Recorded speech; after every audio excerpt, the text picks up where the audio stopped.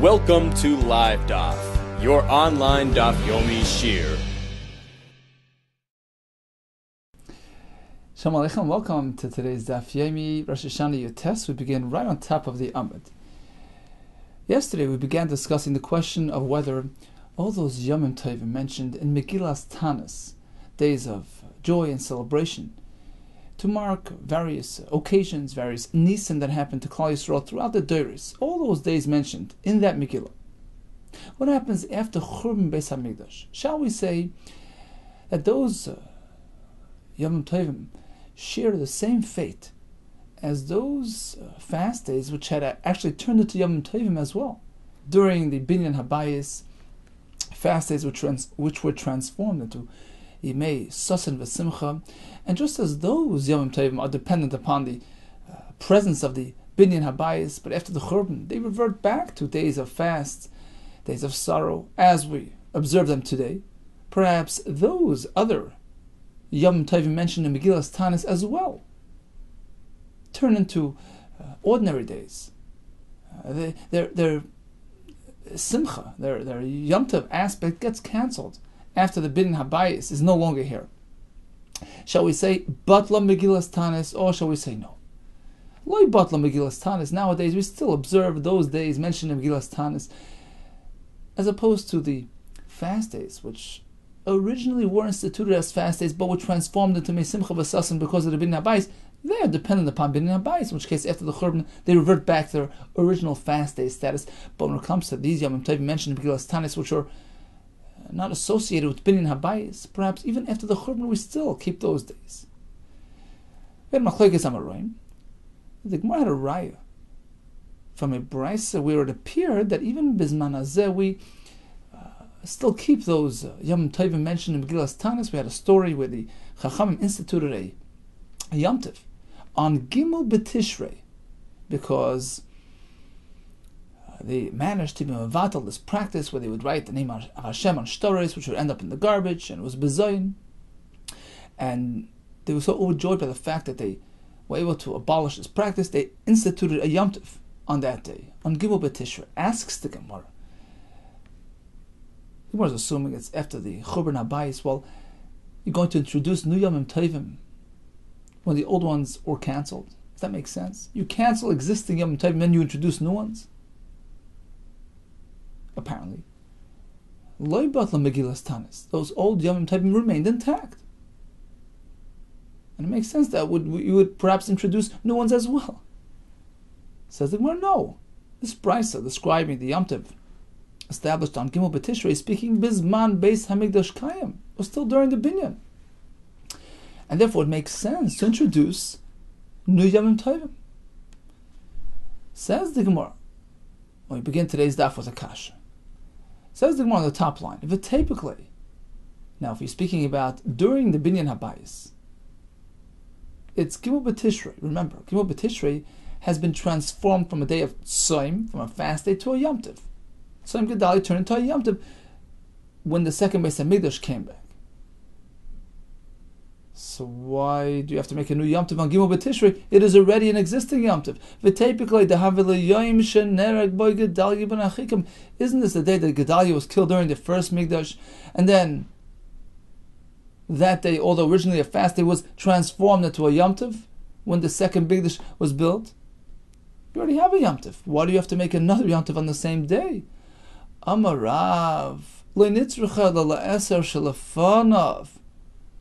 The fact that they will kivei this day as a Yom Tov, this was listed in Megillas Tanis as a Yom Tov, was not for the sake of the day itself, which was already a pre-existing Yom Tov. It was that same Gedalia which was transformed into a Yom Tov.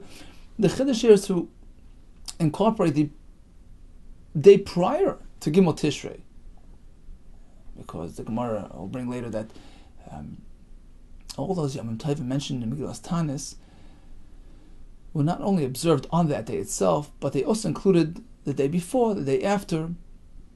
Rashi will explain for us because it was a chizuk to reinforce the Yom Tov. This way you won't come to fast and have hesped on the Yom Tov itself, so it's before and after as well. It's a whole package deal. So true, Gimel B'Tishrei was already Yom Tov. The point was to add the day before Gimel Tishrei and make that also as part of that Yom Tov. So that was the Chiddush. That's what was introduced later on. True, Gimel B'Tishrei was already a Yom Tov. It was Tzom Gedalia transformed into a Yom Tov. But when we had this whole story with the Shem Hashem and the stories, and Chacham decided to make Gimel Tishrei into a Yom Tov, it wasn't for the sake of Gimel Tishrei, which was already Yom Tov. Rather, what got added is the day beforehand as well. Amarav L'Nizrucha. The Chiddush is not on the day itself, Ela L'Eser Shalafanav, but to include the day prior to Gimel B'Tishrei into this Yom Tov arrangement, and going forward will be Asur Behesper B'Tanis. What do you mean Shez Gemor Shalafanav Nami? Even the day before Gimel B'Tishrei, typically the Havel Yom Shlachal Rosh Chodesh. It was already considered a partial Yom Tov. It was the day following Rosh Chodesh. Gimel Tishrei is the day following, Beis Tishrei, which is the day before Gimel Tishrei, is the day after Rosh Chodesh. And Rosh Chodesh is a Yom Tov, and therefore it includes the day before and after as well. So Beis B'Tishrei is automatically included into the Yom Tov of Rosh Chodesh regarding Hesped V'Tanis. Rosh Chodesh D'Oraisa. The Yom Tov of Rosh Chodesh is Minat Torah, or D'Oraisa Loi B'Chizuk, and Chacham did not add to D'Oraisa. You don't have to reinforce D'Oraisa, the day itself, but not before or after. The Sanya, Hayomim Ha'ela, Haksuvin B'Megillas Tanis. All these dates listed in Megillas Tanis, which were Yomim Tovim introduced by the Rabbanon, Asurin Bein Lefneim, Bein Lachreim. You may not fast on the day itself, but also before and after, because it's the Rabbanon, as opposed to Yomim Tovim D'Oraisa, which don't have that additional extension. Shabbos of Yomim Tovim, Hey Masurim, you can't fast on the day itself, but Lefneim Lachreim Mutarim, before and after is okay. Asks the Gemara, what's the difference? Ma Hefresh. Bein Zelazeh, what's the difference between the Yom Tovim mentioned in Megillas Tanis and the Shabbosos of Yom Tovim? Answers the Gemara, Halol Divrei Torah. Shabbos and Yom Tov is Minat Torah. Ve'ein Divrei Torah Tzrichizik. It doesn't have to be reinforced or strengthened. People will respect and observe that day as is, without adding to it. As opposed to those mentioned in Megillas Tanis, Halolu Divrei Seifrim, Deum D'Rabbanon, but Divrei Seifrim Tzrichin Chizik. As we know, things were introduced by the Rabbanon need to be reinforced, established properly, and given extra measure of security. And therefore, as Rashi will explain for us, they decided to extend the Isser to the day prior and following as well. That answers the Kasha. We're speaking during the Zman HaMikdash, where Tzom Gedalia was considered a Yom Tov. So Gimel B'Tishrei was, in any case, a Yom Tov. The new Yom Tov established by Chachamim on Gimel B'Tishrei on account of the Kavod Shamayim, because of the minhag that was abolished with the Shem Hashem and the Shtoros, that wasn't meant to accomplish much for the day itself, but rather was meant to include the day before and after, which wasn't automatically a Yom Tov. Other than the fact that Chachamim made this into a new Yom Tov D'Rabbanan, now it will extend into the day prior, which is Beis B'Tishrei as well. So the point was to accomplish a Yom Tov, or let's say a Hesped restriction on Beis B'Tishrei itself. It says Rashi 6 lines from the top.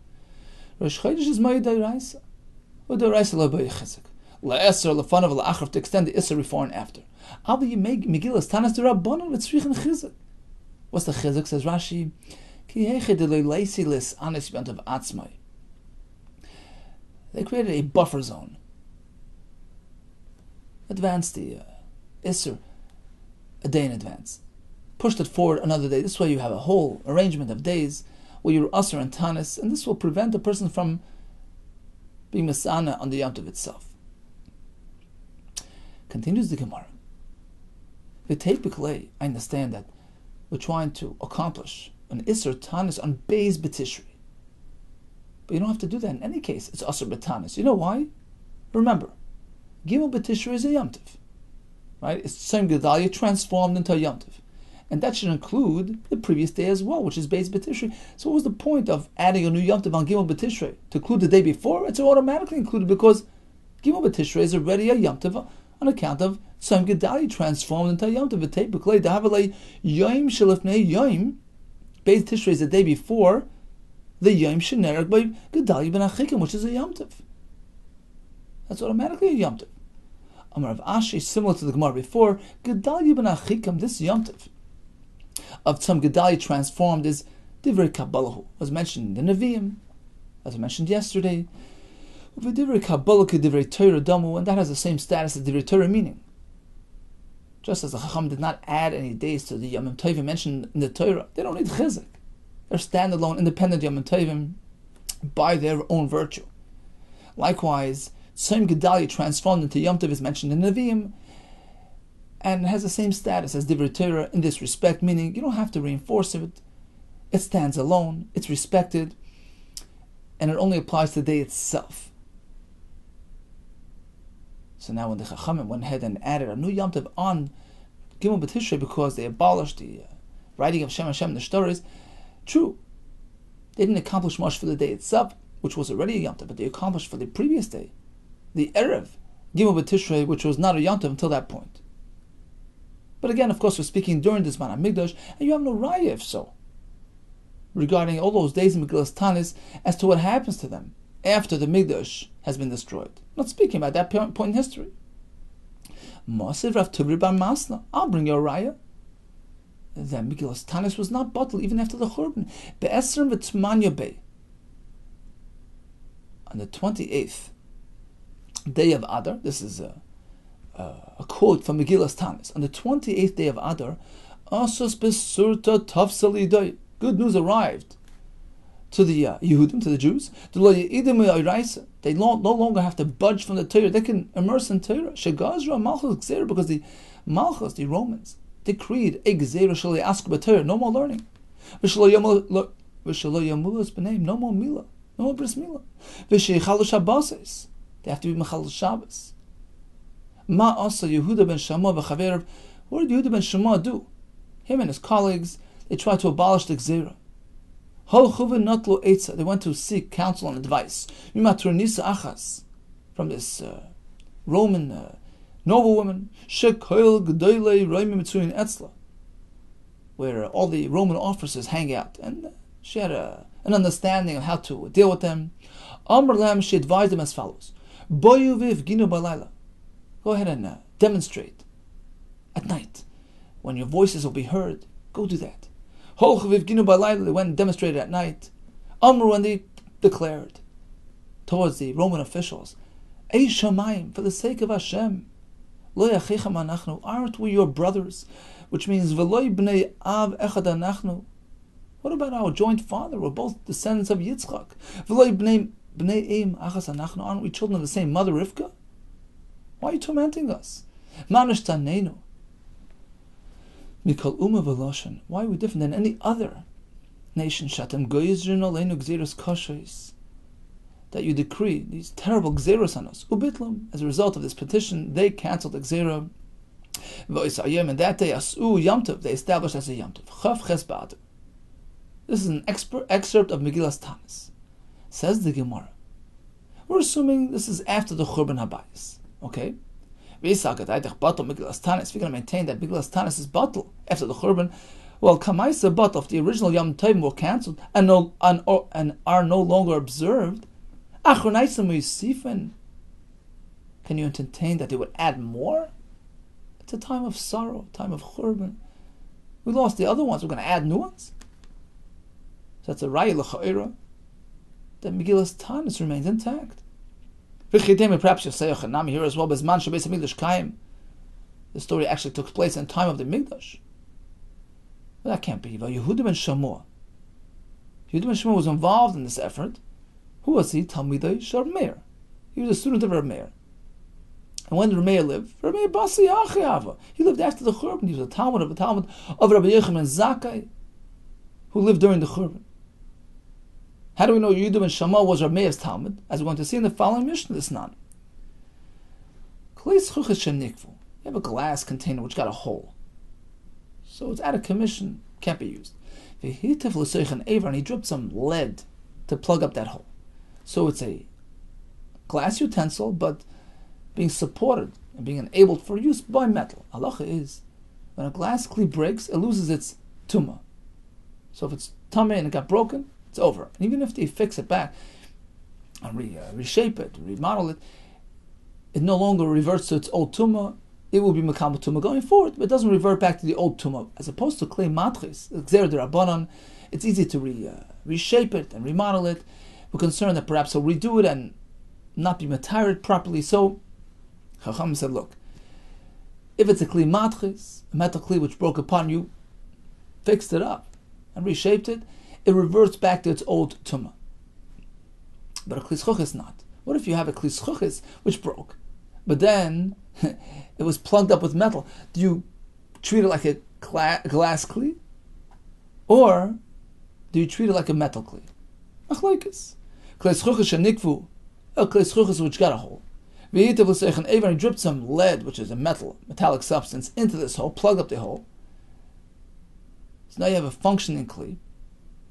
Is it glass, in which case it's tar, or is it metal, and it reverts back to its old tumah? Amar of Shimon Gamliel, Yehuda ben Shamo mitamim Shur Meir.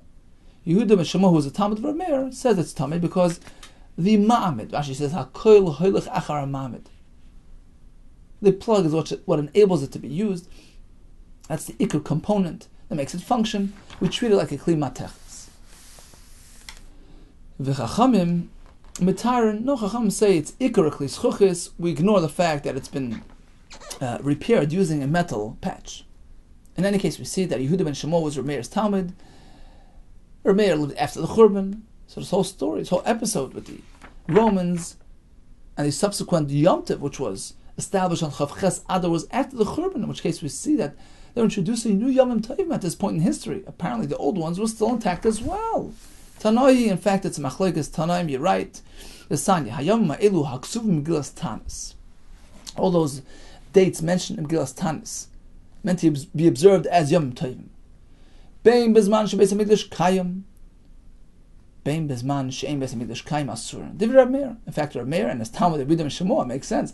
They went in the same path, that all those Yom Tov are meant to be observed even after Churban HaMikdash.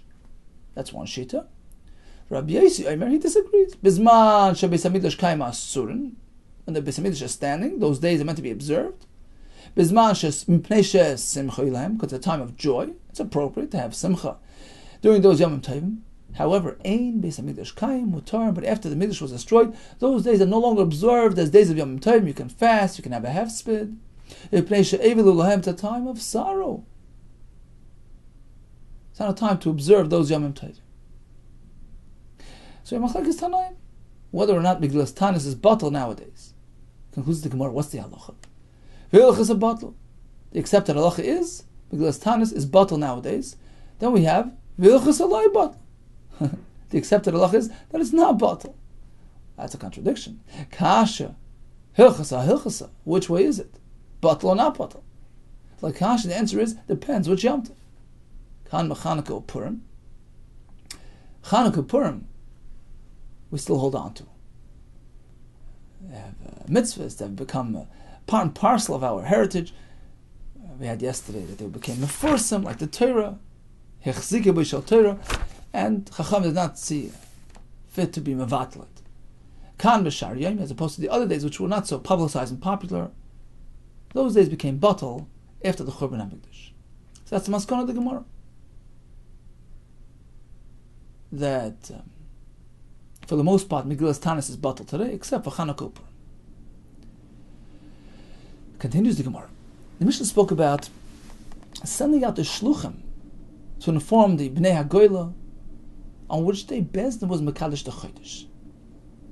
And they sent them out throughout 6 months of the year, which corresponded to those events, those occasions, Yom Tovim, containing those 6 months, which needed to be established properly. So we learned Al Elul Bnei Rosh HaShanna. They sent him out by Elul because they needed to know on which day to establish Rosh HaShanna. And the next month as well. Val Tishrei Mipnei Takonas HaMa'ados. The next month, Tishrei, again, so that they know exactly when to set their Yom Tovim, Yom Kippur, and Sukkot. Asks the Gemara, why 2 months in a row? Once they sent Shluchim out for Elul, then they know. Rosh Chodesh Elul was established on this and this day. At Tishrei Lamalu. Why do I have to send the Shluchim again for Tishrei? Perhaps you'll say, well, we don't know how long Elul is. Elul could be a 29-day month, a 30-day month. Dilma Abrol Elul. Perhaps they were Ma'abr Elul. They added a month to Elul. They added a day to Elul. And that was the basis for the need to send out another Shluchim for the next month, to know exactly on which day Rosh HaShanna was established. It never happened. From the time of Ezra onward, it once happened during his time, but afterwards it never happened. It never happened that Elul was a leap month, a full month, a 30-day month. It just so happens to be, because of the calculations, it just never happened. So what's the point of sending out new shluchim? They can be pretty confident and sure that Elul would have been a 29-day month, and calculate their Yom Kippur and Sukkot accordingly. And says the Gemara, Matzinu. True. It so happens to be we didn't have it. They never needed to do it. They never needed to make Elul 30 days. But if there's any need to do so, the Gemara later will go into reasons to be Ma'aber Chadashim in order to work out the Yom Tovim based on proximity to Shabbos. There are all kinds of factors that were factored into the equation of Ibur HaShana and Ibur HaChodesh. If the Chacham would see a need to add a day to Elul, of course they would add a day to Elul. So they can never be sure that Elul was 29 days. It can very well be a 30-day month. And that's why they had to send out new shluchim come Rosh Chodesh Tishrei. Says the Gemara, Hamakalkel Rosh HaShanna. But don't you realize that if you're going to arrange Elul in this manner, add a day because of whatever reason, you're going to ruin Rosh HaShanna for the Bnei HaGoyla, because they're going to assume that it's a 29-day Elul, and you're going to be adding another day. So why would you go ahead and add a day to Elul and confuse the Bnei HaGoyla? Says the Gemara, Mutav to kalkul Rosh HaShanna. It's better to confuse the Rosh HaShanna for the Bnei HaGoyla, and to salvage the arrangement of the other me'ados, which had to run according to a certain system, and Chacham saw a need to be ma'aber the Elul for whatever reason, so that it benefits the other Yom Tovim. That was a paramount factor which overrode the confusion that would reign amongst the Goliaths, who would know which day Rosh HaShanna, which day is Rosh HaShanna. They would have to keep 2 days. There would be confusion.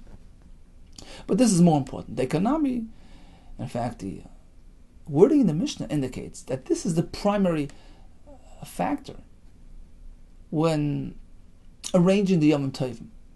Because the Mishnah says like this: the Ktani, Al Tishrei mipnei takonos hame'ados shema mina. What does the Mishnah say? Send out shluchim by Tishrei to inform them on which day Rosh HaShanna was established, because we're dealing with a factor called takonos hame'ados. It doesn't say we send out shluchim on Tishrei mipnei Sukkot, mipnei Yom Kippur. That they would know. They would just assume that Elul is a 29-day month.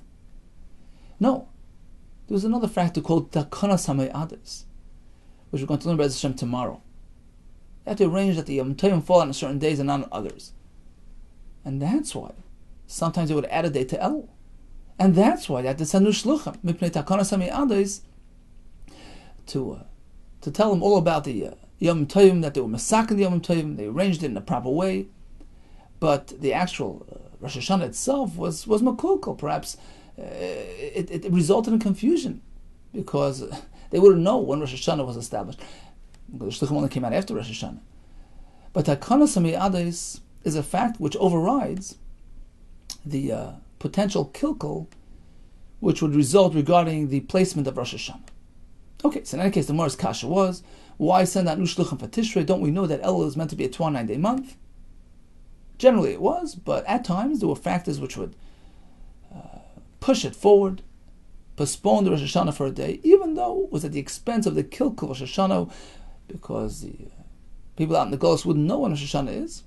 No, the factor of takonos hame'ados, the proper arrangement of the other Yom Tovim, overrides and prevails. Continues the Gemara. Val Kislev B'nei Chanukah, Val Adar B'nei Purim. Shluchim went out by Kislev for Chanukah, by Adar for Purim. Asks the Gemara, we're missing one set of Shluchim. What happens if it's an Ibur year, if it's a leap year? How would they know what's going on? V'ilun is Rosh HaShanna. Mishnah doesn't say that if it's a leap year, Yoitzin af al Adar Sheni Pnei Purim, like Tani. Mishnah doesn't say that.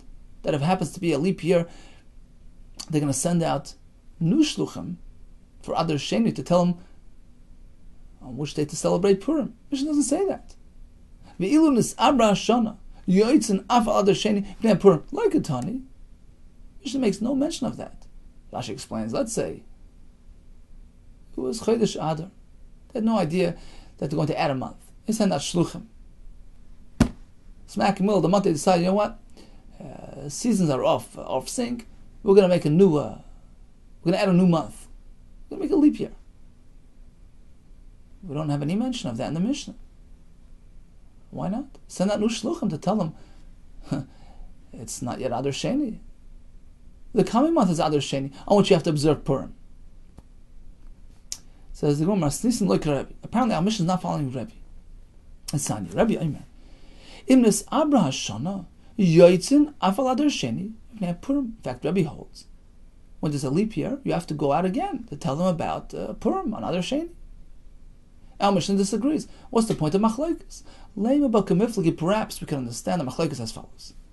The Mar Savar, our Mishnah, who's not concerned about this, holds Kol mitzvahs hanahagas v'sheni, all the mitzvahs, Megillah, Shlach Manis, etc., which are meant to be observed on the second Adar, lehagas Barishon, b'diavad if you do it on the first month of Yotzei. And therefore there's no need to send out Shluchim, no trouble Shluchim to go out and travel. At worst case, they did their mitzvahs in Adar Rishon, they're Yotzei. 1 second, asks Tosfos, but how are they going to know that it's going to be a leap year altogether?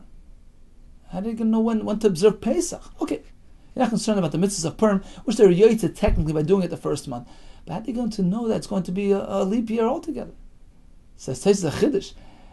He says, look, the Shluchim were sent out, Nisan Upnei Pesach, right? So these fellows sitting in the outlying areas, they're waiting for the Shluchim of Pesach to arrive, and they're not arriving. Nobody's showing up. They'll figure out on their own. You know why there's no Shluchim?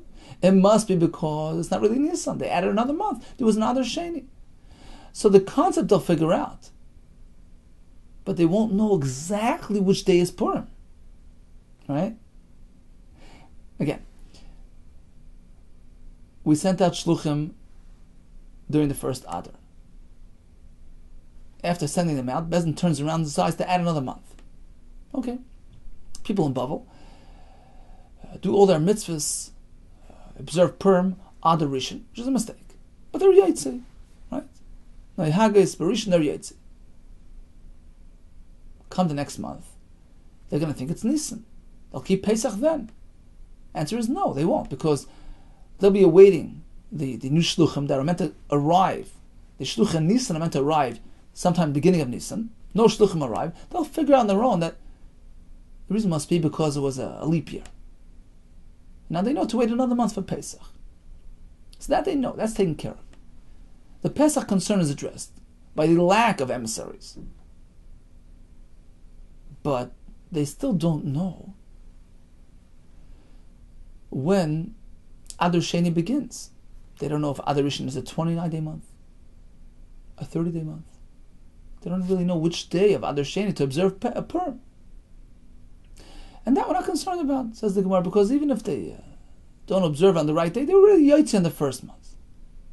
So that's the sheet of our Mishnah. There's no need to send out new Shluchim for Adar Sheni. Umar Savar, whereas Rebbe holds, we do send out Shluchim for Adar Sheni. Why? Because they have to know which day is Purim. Kol mitzvahs hanehagas b'sheni, all the mitzvahs of Purim, which are meant to be fulfilled on the second Adar. Einay hagas b'rishon can't be done on the first Adar. And Tosfos brings the Gemara in Megillah, it's based on Psukim.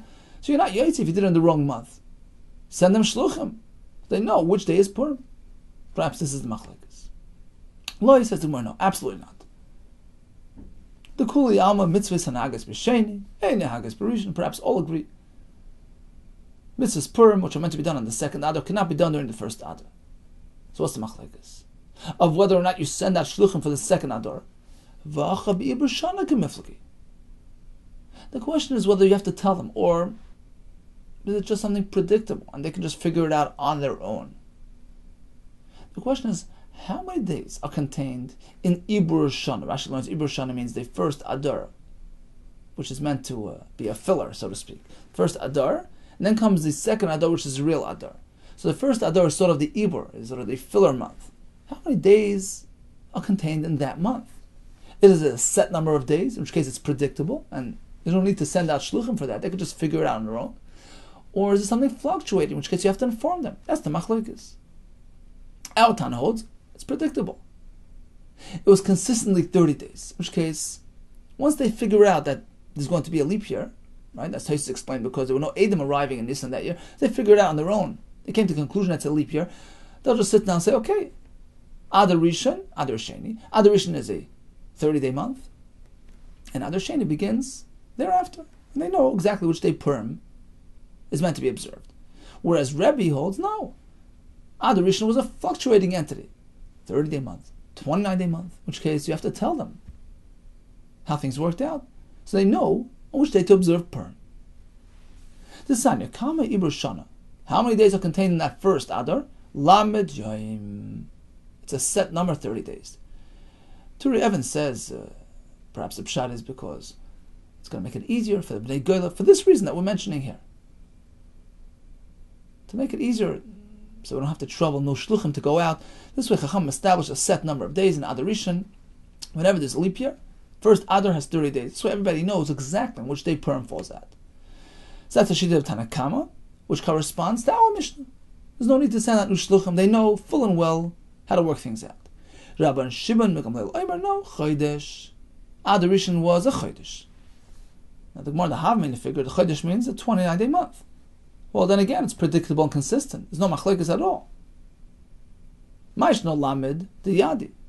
Why is it if it's 30 days they know? It's predictable, it's set, it's non-fluctuating. Chodesh nami yadi.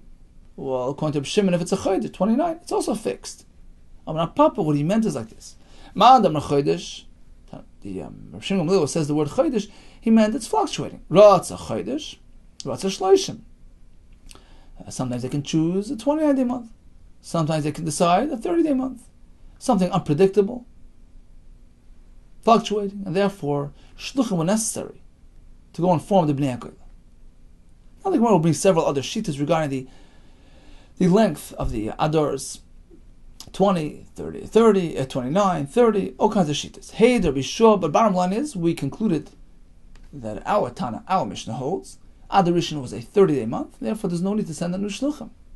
Whereas according to Rebbe, you need to send shluchim because it was a fluctuating entity. Hey, there be Shua ben Levi, he testified Mishum Kohala Kadisha to Yerushalayim. Al Shnei Adarim, regarding the two Adars, they were both 29-day months. Shemekach Oisam. That the new month, new Rosh Chodesh, was established B'yoyim Iburein, on the last day of these months, which means Rosh Chodesh Adar Sheni was established on day 30 of Adar Rishon. It's called Yom Ibur, because that day is the potential Ibur for the previous month. If it's a leap month, then day 30 is part of that month. That's what's called Yom Ibur. So Rosh Chodesh Adar Sheni was established B'Yom Ibur of Adar Rishon, which means basically it was only a 29-day month, followed by Rosh Chodesh Adar Sheni, which is Rosh Chodesh. And likewise, Rosh Chodesh Nisan was established when? On the Yom Ibur of Adar Sheni, on day 30 of Adar Sheni, which leaves 29-day month, 29 days for Adar Sheni. So both were what the Gemara calls chaser, missing months, 29-day months. L'meimra, this tells us the chaser and avdinan, we make them both chaser, 29-day months, milein le'avdina, but not full 30-day months.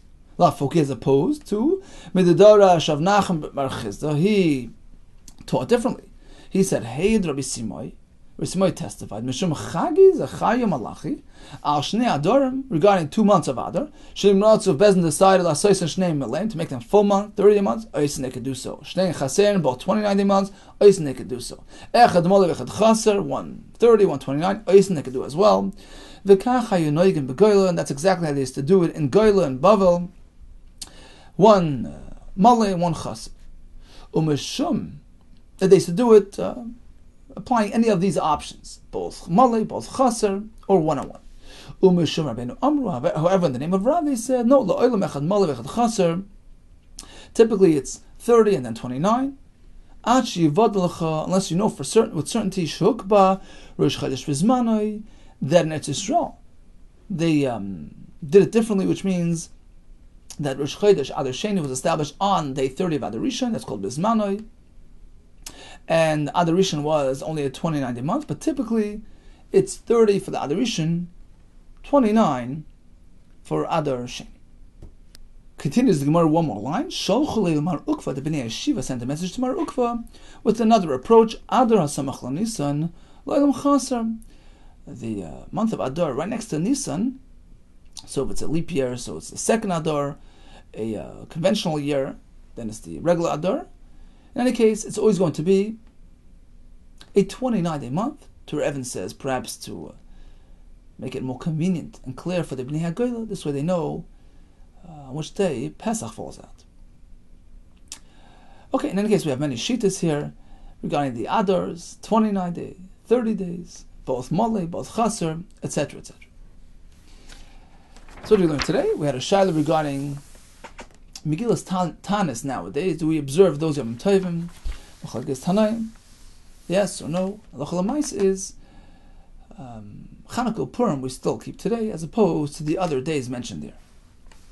We spoke about the fact that Elul typically was not a full month, but there were some exceptions, and that's why they had to send out shluchim after the conclusion of Elul to tell the Bnei HaGoyla how things worked out. Whether or not there was shluchim sent out to inform regarding the leap year, and the conclusion of the Gemara was that what is it tali depends on whether the Adar Rishon had a fixed value, fixed amount of days, in which case there's no need to send out shluchim to tell them on which day Rosh Chodesh Adar was established. The fact that it's a leap year, they know in either case, as I just explained, because they see no shluchim arrived in honor of Pesach. So our Mishnah holds, they know it's a leap year, and they know that the first month of Adar was a 30-day month, in which case they know the following day begins Adar Sheni. There's no need to inform them. Whereas the Shitas Rebbe is, you need shluchim because Adar Rishon wasn't a fixed entity, rather was a fluctuating entity, 29 days, 30 days, and therefore shluchim were necessary. All the best to you and much, much hatzlach.